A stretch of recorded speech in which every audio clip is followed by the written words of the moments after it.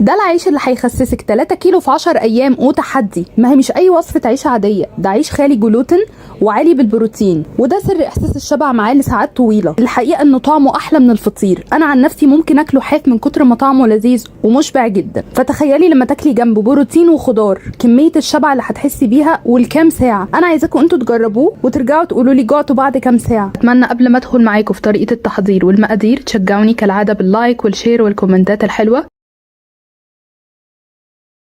بالنسبة للمقادير اللي محتاجاها للعيش النهاردة، أول حاجة معايا 125 جرام من الزبادي، واستخدمت زبادي عادي مش يوناني. لو عندك اليوناني على فكرة هتبقى أحلى لأنه أعلى في البروتين. وكمان معايا 125 جرام من دقيق جميع الاستعمالات خالي جلوتين. تمام. والدقيق اللي أنا استخدمته بتاع شركة سنبلة الفرات، دقيق جميع الاستعمالات خالي جلوتين. طبعا بدائل للدقيق هقول لكم على انواع كتير جدا. حضروا بقى كده معايا ورقه وقلم عشان بجد تكتبوا انواع كتيره جدا. هقول لكم بقى وانا بشتغل معاكم في الوصفه 125 جرام من الدقيق و125 جرام من الزبادي قد ايه بالمعالق، معالق الطعام العاديه. معايا كمان بيضه ومعلقه كبيره من زيت الزيتون او اي ماده دهنيه صحيه، بس لو هتستخدمي زبده او سمنه سيحيهم الاول وخدي منهم معلقه كبيره. اخيرا بيكنج باودر. ببساطه هي دي المقادير اللي انا محتاجاها. في طبق كده معايا هبدا انزل بالبيضه، معلقه كبيره من زيت الزيتون او اي ماده دهنيه صحيه. اخيرا 125 جرام من الزبادي، هقول لكم هم قد ايه بالظبط. انا كده ببتدي بنزل بالمقادير السائله. ادي معلقه، 2، 3، ودي هتعمل معايا 4، يبقى 125 جرام من الزبادي يعني تقريبا 4 معالق كبيره بمعالق الطعام العاديه. طبعا رشه من الملح، رشه من الفلفل تكنسل ريحه الزفاره، واقلب الحاجات السائله دي كلها كده في بعضها. شايفين انا مجرد مزجت البيضه مع الزبادي لغايه لما القوام بقى كريمي بالطريقه دي. ودلوقتي هستخدم 125 جرام من الدقيق، وهقول لكم برده بنفس المعلقه هم قد ايه بالظبط.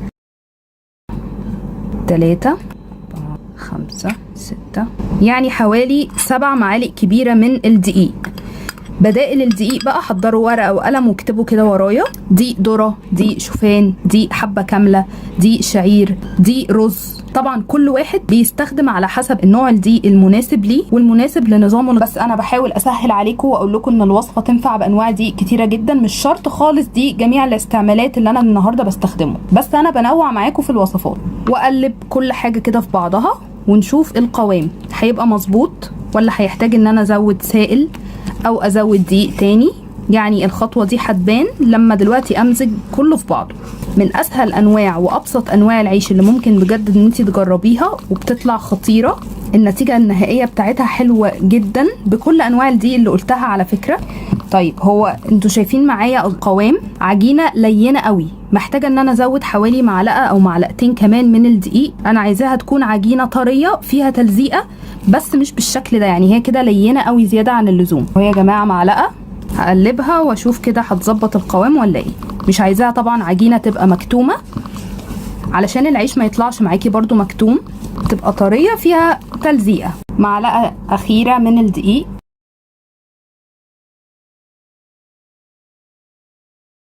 شايفين كده ازاي بتلم عجينه اهي. مش هحتاج دقيق تاني يا جماعه، هو كده المقادير مظبوطه جدا. احتاجت فوق 125 جرام من الدقيق، معلقتين كمان كبار علشان العجينه تظبط بالطريقه دي. طبعا احتياج العجينه للدقيق معاكي ممكن يختلف من نوع دقيق للتاني، يعني شوفان، شعير، حبه كامله، الانواع اللي فيها رده عاليه دي هتلاقيها ان هي هتظبط معاكي ممكن من غير ما تحتاجي اصلا لاضافه دقيق تاني.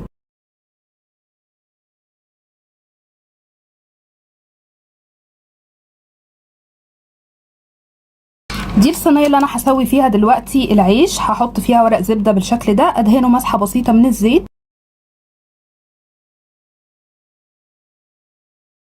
هحط بس في ايدي شويه ميه عشان اجمع بيهم العجينه، مش زيت يعني.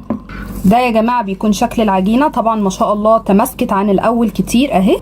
كل ما تحسي ان ايدك بتلزق تحطي فيها نقطتين من الميه، تسهلي على نفسك التعامل مع العجينه. حلو جدا. هضغط عليها كده. شوفي بقى انت عايزه سمك العيش بتاعك يبقى عالي ولا يبقى رفيع براحتك، بس انا يعني هخليه وسط، ولا رفيع جدا ولا عالي قوي برضه. طبعا هحط بقى اي بذور متوفره كده عندنا في البيت. انا عندي شويه حبه البركه،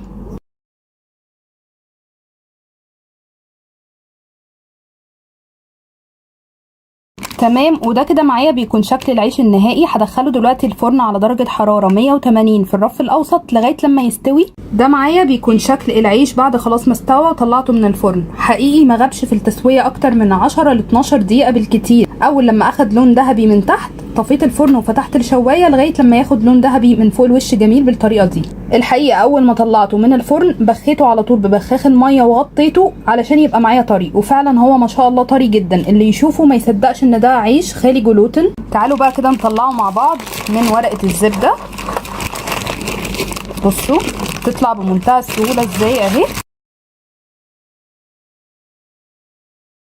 خطير يا جماعة، طري طري طراوة مش طبيعية، ريحته كمان تحفة ما شاء الله.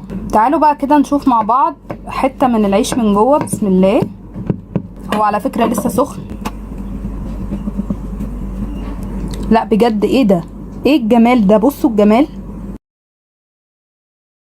بصوا يا جماعه الجمال ما شاء الله خطير. بالنسبه للسعرات الحراريه وكميه البروتين اللي موجوده في العيش، اولا العيش كله على بعضه كده الرغيف ده فيه حوالي 18 جرام بروتين.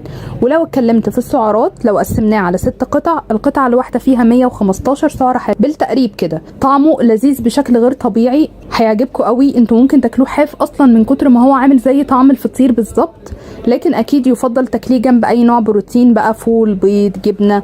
لذيذ جدا، وحتى الاطفال الصغيرين هيحبوا طعمه قوي. جربوا وقولوا لي رايكم.